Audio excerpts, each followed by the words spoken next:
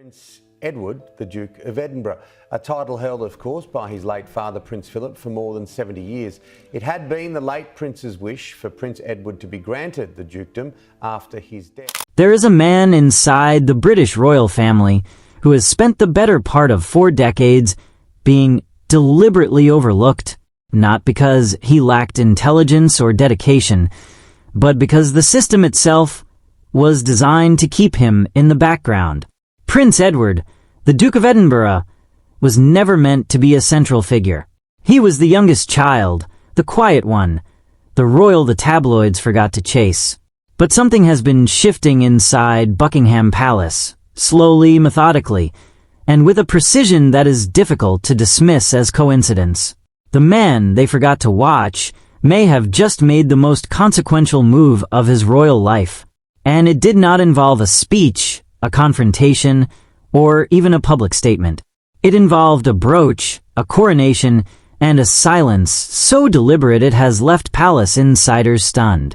To understand what is unfolding right now, you have to understand who Prince Edward actually is within the structure of this monarchy. As the youngest son of the late Queen Elizabeth II and Prince Philip, Edward was positioned from birth to exist without expectation. While Prince Charles was groomed for kingship, and Prince Andrew commanded attention through controversy, and Princess and earned admiration through sheer tireless work ethic, Edward occupied a quieter lane entirely. He fulfilled his duties.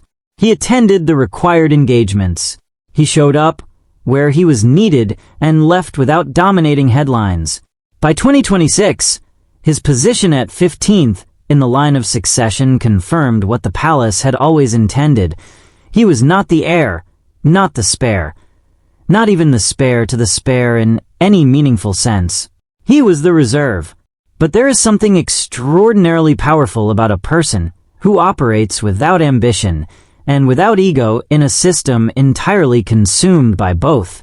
Edward and his wife Sophie, now the Duke and Duchess of Edinburgh, a title that carries enormous emotional and historical weight, having been held by the late Prince Philip for over 70 years, have built something quietly remarkable. They built trust, not the manufactured kind that comes from carefully coordinated press releases, but the kind that accumulates through years of consistency. And in the monarchy, trust is the most durable form of power that exists. Inside royal circles, jewelry is never simply jewelry. Every necklace, every tiara, every carefully selected brooch carries a message that those trained in the language of the palace understand immediately. It was jewel expert Justin Daughters, managing director at Berganza, who articulated this most precisely when he noted that brooches stand apart from all other royal adornments because they are positioned closest to the heart. They are not decorative. They are declarative. They communicate loyalty, authority, lineage, and intent without requiring a single spoken word. In February 2023, Queen Camilla appeared at a public engagement wearing a brooch that immediately drew attention from royal observers across Britain and beyond. The piece was crafted in the precise shape of the Tudor Crown, a silver structure set with sapphires, rubies, and emeralds. This was not a casual fashion choice. The Tudor Crown is central to King Charles III's official royal cipher. Its historical roots trace directly back to the reign of King George VI, Charles's grandfather. When Camilla fastened that brooch to her chest, she was doing something far more significant than completing an outfit.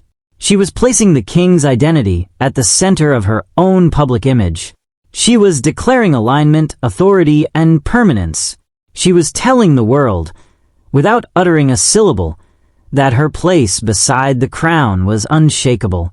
And yet, the palace whispers suggest that Prince Edward read that signal clearly and quietly began constructing a counter-narrative of his own, one built not on symbols, but on something even more powerful: demonstrated reliability.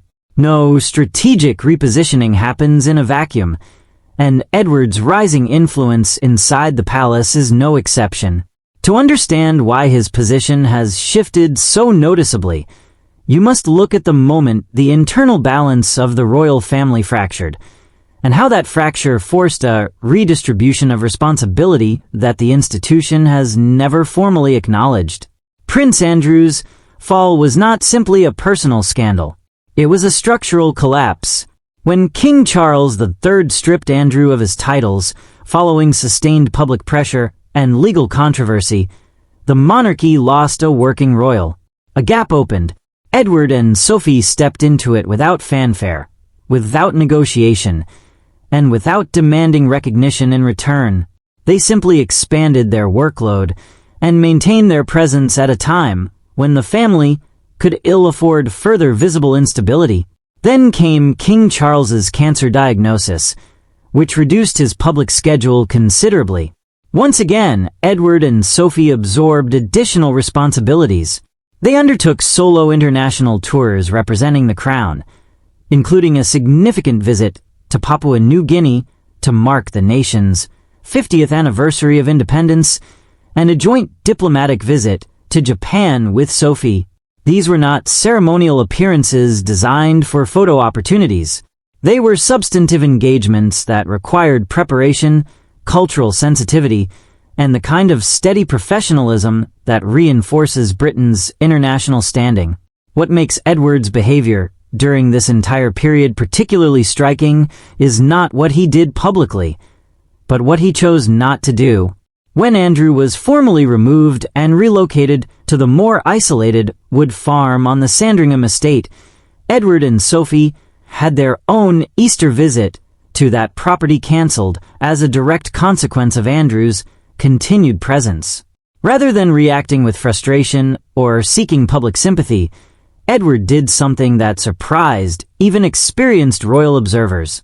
He visited Andrew personally, reportedly encouraging his brother to accelerate his departure from the estate. No drama, no statements, no positioning for press coverage. He managed a family crisis quietly and effectively, at a moment when even King Charles, reportedly just a mile away at Sandringham at the time, chose not to make that same visit. That single action revealed more about Prince Edward's character and his growing role within the monarchy than any public engagement ever could. Inside a constitutional monarchy, public perception is not merely image management. It is political leverage. It shapes how freely a royal can operate, what responsibilities they can absorb, and ultimately how close to power they are permitted to stand. And right now, the numbers tell a story that the palace cannot fully control. YouGov polling data reveals that approximately 50 to 51% of British citizens view Prince Edward and Sophie favorably, while only 19% and 12% respectively hold unfavorable opinions of them. These are not average numbers for minor royals operating in the shadow of more prominent family members. These are genuinely strong figures, the kind that carry institutional weight. Compare those numbers to Queen Camilla, whose approval rating dropped to 42%, the lowest recorded figure since March 2021, while negative sentiment climbed to 45%. The reversal is significant. More British people now view Camilla unfavorably than favorably. In practical terms, that gap translates directly into diminished political capital and reduced latitude within the royal system. Meanwhile, Edward's net approval surpasses hers by a considerable margin, built entirely through consistency rather than spectacle. King Charles himself maintains strong approval at around 60% favorability, with only 31% viewing him negatively. But the contrast between the king's standing and his queen consorts' declining numbers introduces a tension that observers inside and outside the palace have begun to notice. The Easter service of 2026 became one of the most scrutinized royal appearances in recent memory, not for what was announced, but for what was silently communicated through positioning and presence. After an absence stretching back to 2023, Catherine, Princess of Wales, returned to stand beside Prince William with their 3 children. The image was not simply a reappearance, after a period shaped by her cancer treatment and recovery. It was a deliberate declaration of readiness. The Wales family presented themselves as a unified, stable, forward-facing unit, and the timing was unmistakable. Prince Edward stood close to Prince William during that service, not in the distant background where he had spent decades being carefully placed, but within the visible inner structure of what the monarchy's future is beginning to look like. His son James, the Earl of Wessex, stood beside him, Princess, and was present with Sir Timothy Lawrence. The assembled group radiated a quiet but unmistakable message about alignment and succession. The absences were equally telling. Sophie, the Duchess of Edinburgh, did not appear, with illness cited as the reason. Members of Queen Camilla's immediate circle were visibly scattered and uncoordinated, placed alongside Edward's deliberate proximity to Prince William. These details formed a pattern that royal analysts have found increasingly difficult to attribute to coincidence. The question that now sits at the center of palace speculation is this: when the transition eventually comes, when Prince William ascends to become King William V and a new coronation is planned, who will be standing in the front row? Who will have earned the proximity to power through years of quiet, uninterrupted service? And critically, who will have been repositioned toward the margins by shifting approval ratings, declining public trust, and the inevitable restructuring that every new reign demands? The front row at a future coronation will not be determined by who made the most noise during Charles's reign. It will be determined by who demonstrated loyalty to the institution itself, consistently and without condition, across years of challenge and uncertainty. By those standards, Prince Edward has been building his case for a very long time. What makes Edward's approach so unusual and so effective is precisely its refusal to engage on the terms that dominate modern royal coverage. He has not written memoirs. He has not given tell-all interviews. He has not cultivated a rivalry or sought to publicly distinguish his values from those of other family members. He operates entirely within the system, using its own language of presence, positioning, and restraint to communicate what words would only diminish. When Sophie's absences from high-profile events began drawing social media attention, her absence from Commonwealth Day at Westminster Abbey, followed closely by her absence from Easter, the speculation that emerged online was largely framed around one central observation: that Sophie's presence and absence seemed to correlate in a striking pattern with Queen Camilla's centrality to each event. When Camilla was the visible focal point, Sophie's presence appeared to recede.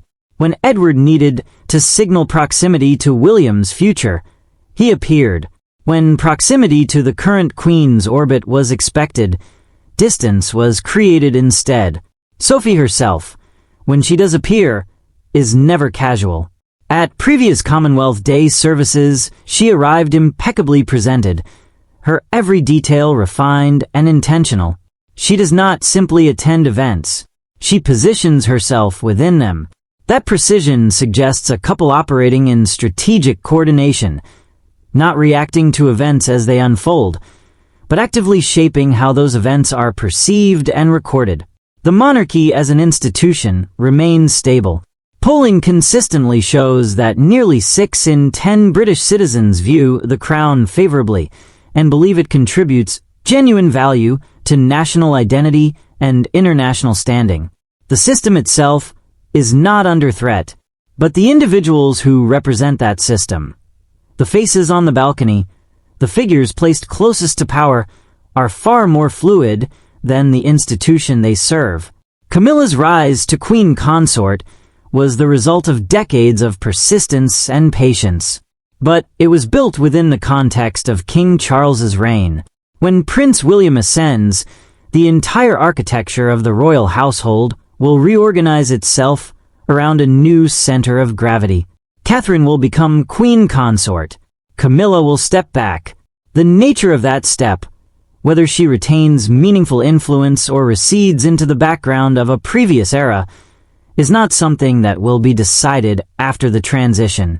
It is being shaped right now, through every public appearance, every symbolic gesture, every carefully choreographed photograph, and every deliberately timed absence.